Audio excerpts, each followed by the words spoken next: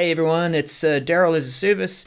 Thanks for tuning in to our weekly wrap up. We're 2 days into it. I just wanted to have a talk with these three people. Hello, three people.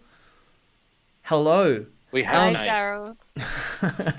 You have names. I haven't done lower thirds because people know who you are. But introductions aside, it's been a pretty amazing event so far, considering what you've had to pull together. And I'm sure there's been some appreciation of some of these unique challenges now that you've been on the other side of the fence. Um, Tell me about it. Lorien, to start with. What's it been like trying to organise this sort of event?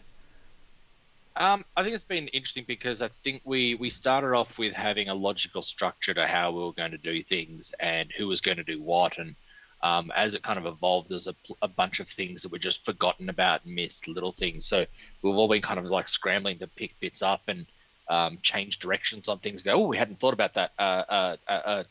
Do that thing. And so a few things have like changed in terms of how we're scheduling things and accounts, and it's small stuff. It's all fun.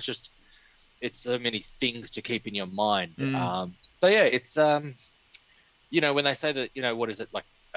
Any project is like what, 80% planning. Yeah. But having prior knowledge probably would help with that 80% planning. Yeah, there's only so much that you can do to wing it, eh? Yeah. Megan, I know that you've been actually. There's been a lot of work I've seen you doing on the readying the speakers side and trying to run certain events and help people understand how the system works. With when you come in, you're in a certain view of what Teams looks like. Just tell us a bit about what that has been like and how people have picked this up as they've started to present. Sure. So it has been interesting, well, and also not surprising because in this current crisis, I've been working with a lot of organizations doing, I guess, an offering we have called Rapid Live Events for crisis briefings and things. And there's been challenges with probably the end user side of things. It's very common that senior leaders or communicators come in as attendees because they click a wrong link, and it's probably my biggest thing with live events. What's been interesting with this situation is we're dealing with Microsoft experts and a lot of speakers who have a lot of experience, but we're getting some of the same user challenges. And so it's not really down to anyone's less capable. It's that there are nuances with the platform, like being a federated guest or coming in on an Apple Mac, or maybe not being sure about the link and, being in the full Teams client. And so some things have not been surprising, but the one thing that I have done with the speakers is, which you've seen, is essentially getting everyone to just dial into one so they know, because we don't want people to have that 5 minute prior to a session massive stress because, I'm an attendee, I can't speak, what's going on? So yeah, some of the challenges speakers have had has completely mirrored the end user experience out in the industry day to day.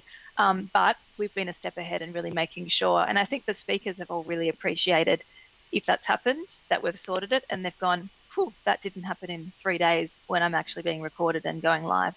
So that's been a really great thing that I think we're on top Yeah. of it and we've helped them. Yeah. But apart from that, it's all been really positive. I mean, Lorien made us sound really disorganized. No, we've been great. We did do a lot of planning. Some of our stuff has been fantastic because we've got great speakers, everyone's got sessions, and they've all been really keen to just prepare themselves and get into this. Mm. Look, I think what I like about the talks that have been given too is there's such a variety.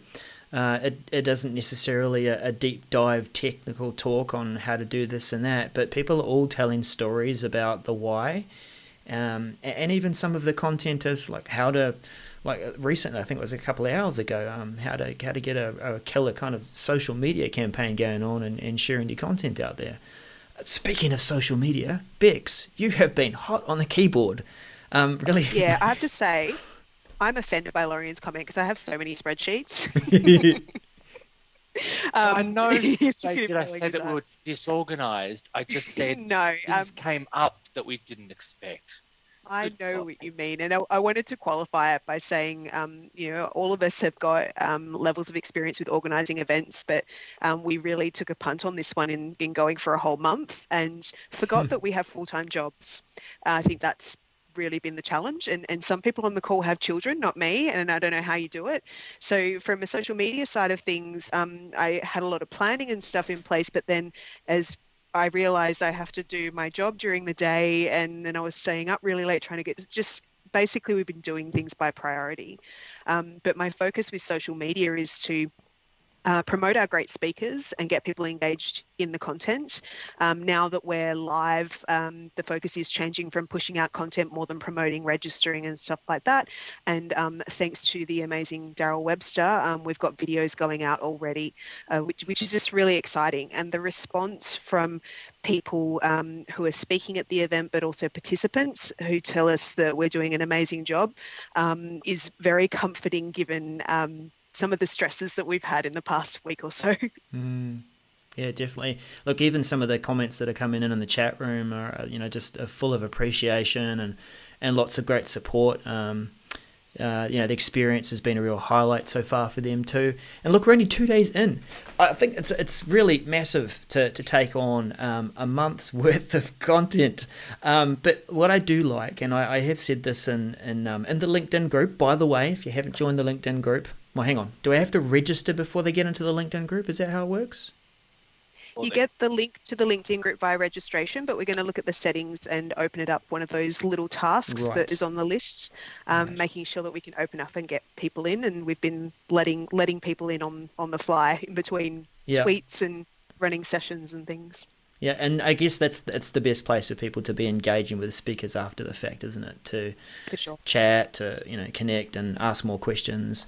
We're posting videos, I think, and links to various things that are happening in there too. Videos are already going out on Twitter and obviously on YouTube with thanks to you. And we've got some great content from our speakers as well, blogs and things that they've written that we'll start queuing up and sharing throughout the month, but from tomorrow. Brilliant.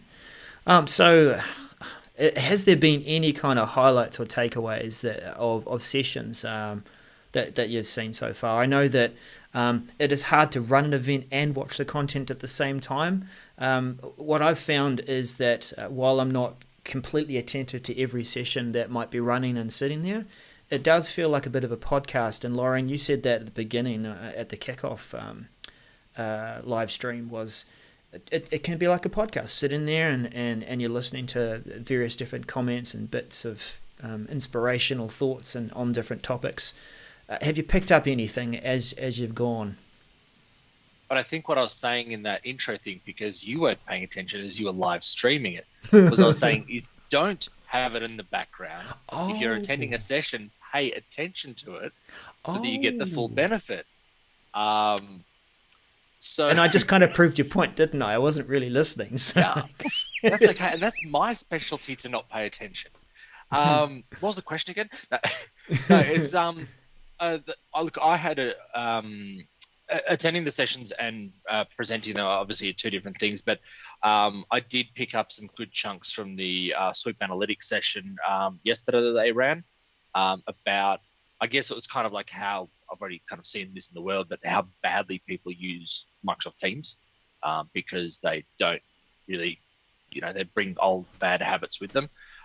So I won't prattle on about it, but it was actually, that session was actually really, really good. So, but as you said, we're only 2 days into it. And there's been some good sessions, and the next few weeks are looking to be absolutely amazing. Definitely. How about you, Megan? Any standout takeaways from things that you've seen so far? Sorry, having a battle with my mute button.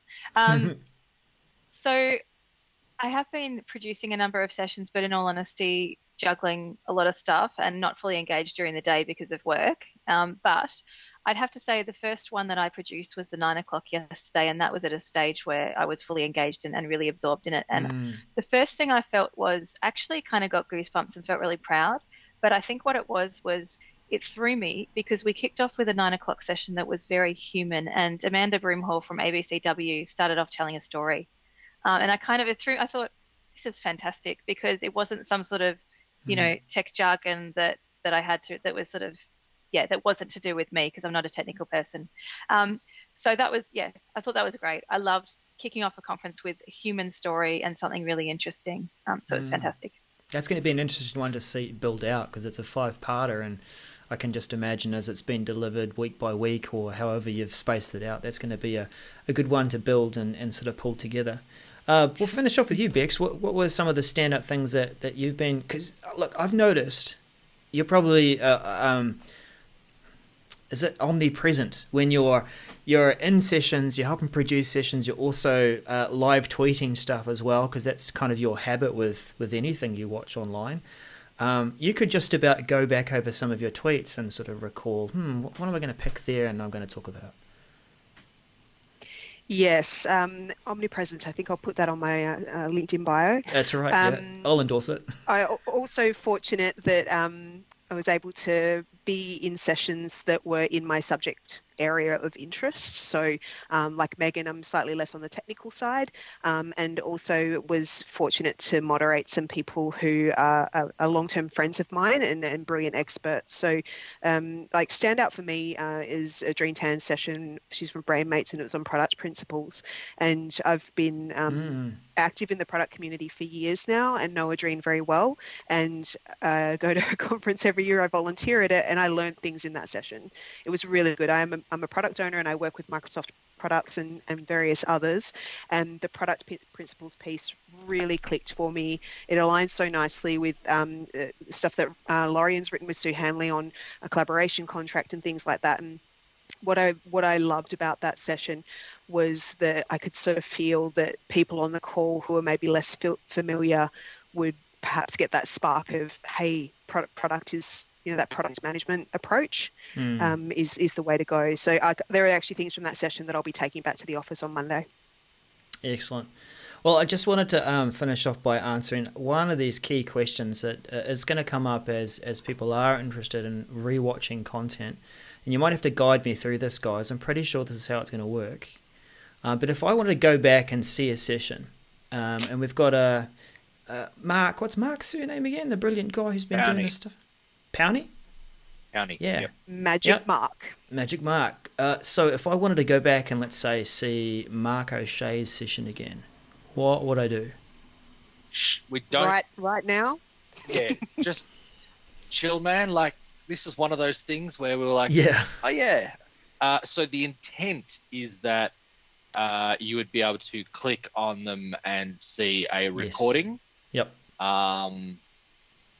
That's as much as I'm prepared to say, because right now if I say anything more than that, Mark's probably sitting there writing this stuff at the moment going, what?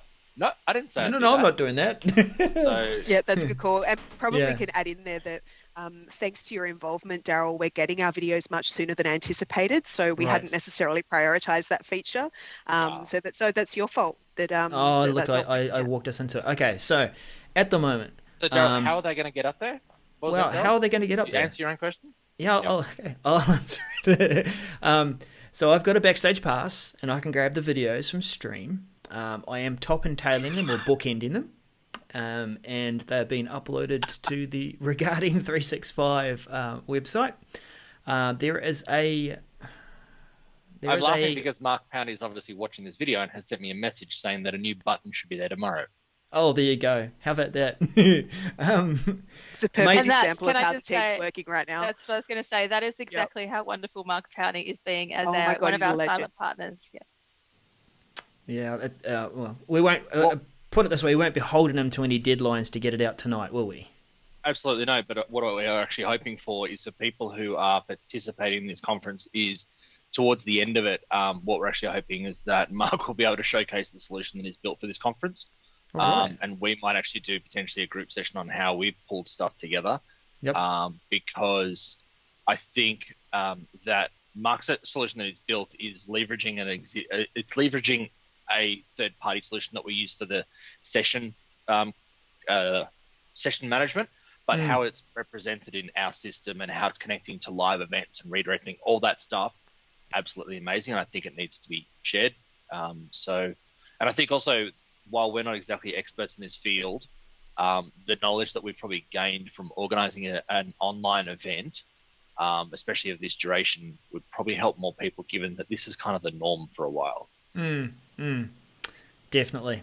Well, until Mark gets the button up there, and this is another place where you can see that content, the videos are gradually appearing here under a playlist called M365 May 2020. So if you head on over to youtube.com/regarding 365, and we've bumped that playlist to the top of the page. So you'll find that there, and it'll just be in order of what I upload. And Mark will eventually link through to that content. So thanks very much for joining us at this first wrap-up. We're going to have a lot more to wrap up at the other end of next week. But so far it's been pretty exciting. And rest well tonight and tomorrow, production crew and speakers. Sure, rest. Awesome. Sure. Okay. See you again, Thanks, guys. Bye now. Thanks, guys.